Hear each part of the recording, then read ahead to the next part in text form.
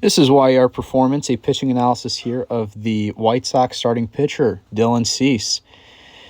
Without further ado, let's get into it. So, I want to just call your attention onto something very important. Look at where his belt buckle is. Keep it in mind before we move forward, pun intended. Do you see its position?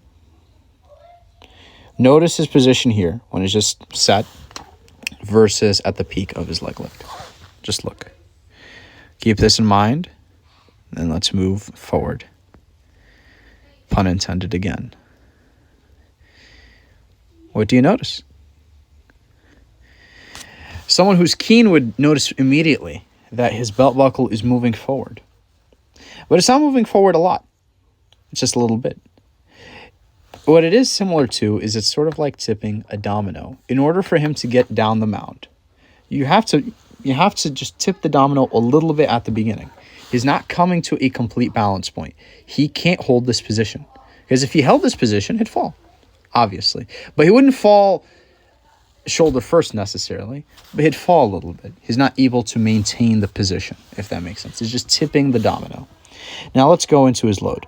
Now the load is really where you're loading into your back leg, and you're also staying closed. And check out how well he's doing. What does it mean to stay closed? For a righty, that means that you're keeping your belt buckle facing towards third base. And for a lefty, it means you're keeping it towards first base.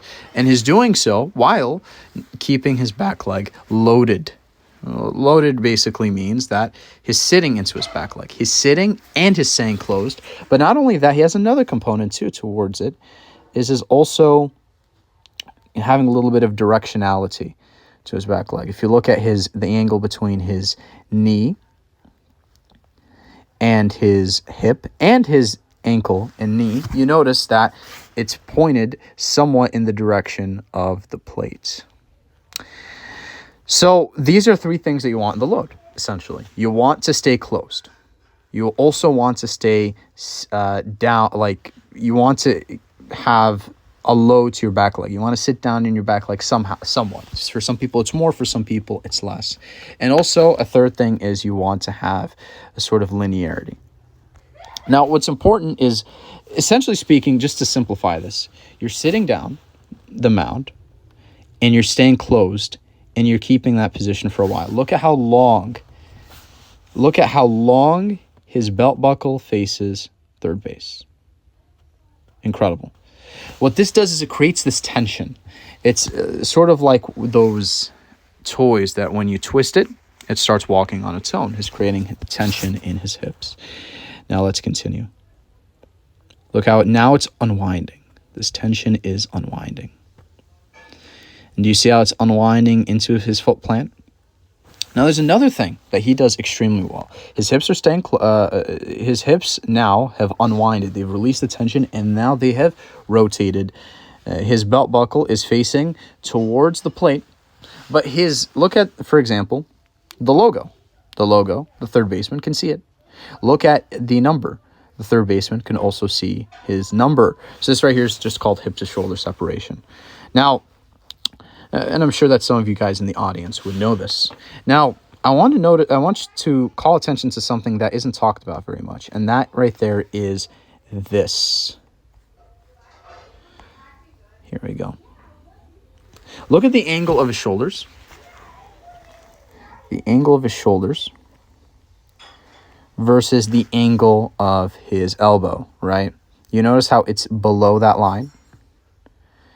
Now, this right here is very interesting. It's not too far below, but it is a little bit below. This right here is a very good thing. This is somewhat akin to a tennis pitch, like a tennis serve, I mean. When you're serving a tennis ball, you put the racket high, not the racket, the ball high, and then you have your racket down low, and then from the low position, you come up and meet the ball. So in a similar situation, right, he has this position here where his elbow's just a little bit low, nothing crazy, and now check him into release. You see this nice, beautiful spiral. It's a little upwards, but nothing insane, just a little bit upwards. His, of course, elbow at release is in line with the shoulders, but when he's at landing, it's a little bit below. This right here, I believe, is something that's very important for command. It helps you stay back, and it helps you be able to have the ball to come cleanly off of your fingers. And that right there is very important for command, having the ball come cleanly off of your fingers. Now, check this out right here. His torso is also a little bit back. His right shoulder to left shoulder is pointed a little bit upwards, just slightly, and nothing insane. If it's too much, you're stuck. And if you're stuck, you're just not going to be able to throw hard. But at the same time, if it's too little, like let's just say, for example, it's like this, while some taller guys can make it work, he's just not going to be able to get downhill. And he's also more likely to spike the baseball. And that's something that we really want to keep this command with keeping the ball clean coming off of your hands. But for example, if his torso is forward, it would be something where he's more likely to, let's just say it's like this, he's just more likely to just throw a ball 55 feet. Now, this right here is just something to note for people who have command issues with their fastball missing low. You just check them out, and it's a ball release, and it's just perfection. Here, this is a curveball, low effort, and you just see the good habits he produces. And that right there is some of the things that helps him play at a major league level. Anyway, if you guys would like a pitching analysis, contact me in the email down below, and make sure to follow our Instagram, YERpeformance. Thank you.